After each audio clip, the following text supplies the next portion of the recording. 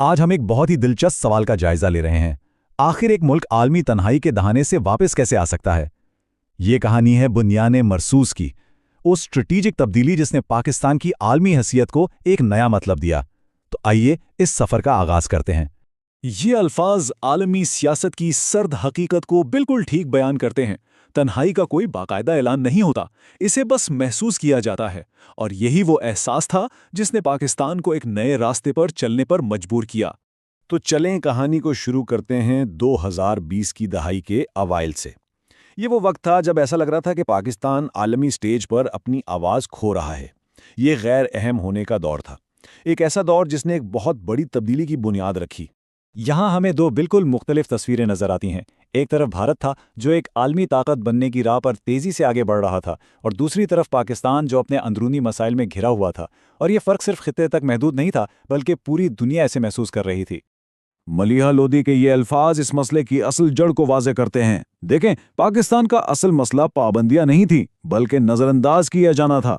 یہ ایک ایسی تنہائی تھی جو کسی بھی پابندی سے کہیں زیادہ خطرناک تھی۔ لیکن پھر پردے کے پیچھے کچھ بدل رہا تھا۔ ایک نیا نظریہ، ایک نیا منصوبہ سامنے آ رہا تھا، ایک ایسا منصوبہ جس نے پاکستان کی تقدیر بدلنے کا وعدہ کیا۔ یہ تھا بنیان مرصوص کا نظریہ، ایک ایسی حکمت عملی جو بڑی خاموشی سے تیار کی جا رہی تھی۔ تو یہ بنیان مرصوص ہے کیا؟ یہ اصل میں ایک قرآنی اصطلاح ہے۔ اس کا مطلب ہے ایک ایسی مضبوط دیوار جس میں کوئی دراڑ نہ ہو، اور یہی اصطلاح پاکستان کے نئے ریاستی نظریے کی بنیاد بنی، جس کا مقصد ملک کے تمام اداروں کو ایک مضبوط اور متحد قوت میں بدلنا تھا۔ یہ صرف کوئی پالیسی نہیں تھی، یہ سوچ میں ایک انقلاب تھا۔ پاکستان نے جذبات کی بجائے حکمت عملی کو چنا، شور شرابے کی بجائے خاموشی کو، اور ہر کسی سے تعلق بنانے کی کوشش کی بجائے خود اعتمادی کا انتخاب کیا۔ اس نئے نظریے نے ایک نئی حکمت عملی کو جنم دیا۔ اس کے 3 بڑے ستون تھے۔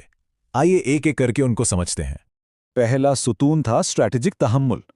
یہ ایک انقلابی سوچ تھی کہ اصل طاقت ہمیشہ جارحیت میں نہیں ہوتی بلکہ کبھی کبھی تحمل اور ضبط میں ہوتی ہے۔ سیاسی مفکر کینتھ والز کے مطابق استحکام توازن سے پیدا ہوتا ہے، جارحیت سے نہیں، اور پاکستان نے اسی اصول کو اپنایا، ایک ایسے خطے میں تحمل کا مظاہرہ کیا جہاں کشیدگی ایک معمول کی بات ہے۔ دوسرا ستون، بیانیے کی جنگ۔ دیکھیں، آج کل جنگیں صرف میدان میں نہیں لڑی جاتی، وہ لوگوں کے ذہنوں میں بھی لڑی جاتی ہیں، اور پاکستان نے فیصلہ کیا کہ اس جنگ کو جیتنا ہے۔ تو پاکستان نے اپنی کہانی کو دوبارہ لکھا۔ اس نے خود کو ایک مسئلے کے بجائے ایک حل کے طور پر پیش کیا، ایک بوجھ کے بجائے ایک پل کے طور پر، اور ایک غیر مستحکم ریاست کے بجائے ایک ذمہ دار کھلاڑی کے طور پر۔ اور تیسرا اور شاید سب سے اہم ستون تھا جیو اکنامکس۔ اس سوچ کے مطابق اصل طاقت میزائلوں میں نہیں بلکہ تجارت اور معیشت میں ہے۔ ہنری کسنجر نے کہا تھا کہ ریاستیں تبھی قائم رہتی ہیں جب وہ اپنے سے بڑے مقاصد کی تکمیل کرتی ہیں۔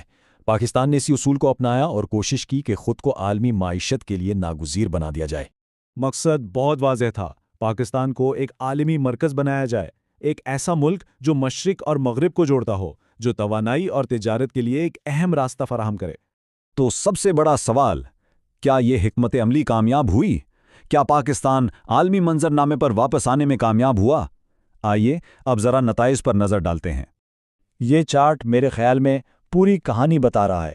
بھارت اور پاکستان کے درمیان اہمیت کا جو فرق بہت بڑھ گیا تھا، وہ اب کم ہو رہا ہے۔ پاکستان جو عالمی سٹیج سے تقریباً غائب ہو چکا تھا، اب دوبارہ ایک اہم کھلاڑی کے طور پر ابھر رہا ہے۔ یہاں ایک بات سمجھنا بہت ضروری ہے۔ مقصد مقابلہ کرنا یا کسی کو ہرانا نہیں تھا، مقصد فتح نہیں تھی، مقصد تھا اصلاح، عالمی گفتگو میں اپنی جگہ واپس لینا، اور یہ کسی بھی فتح سے کم نہیں۔